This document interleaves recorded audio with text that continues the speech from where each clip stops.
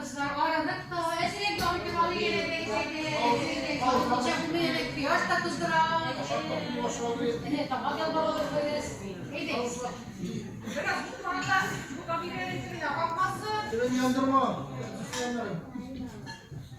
İyi de kızlar biz yılmamalı geliyor.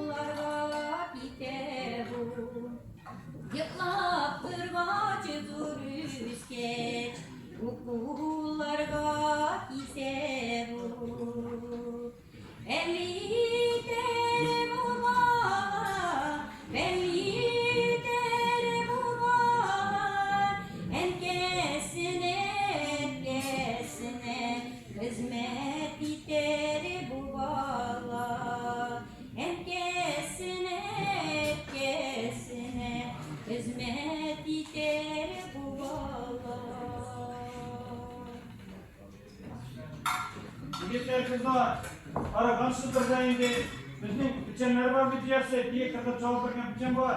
Ana, qirqib o'zga bilan gapirib.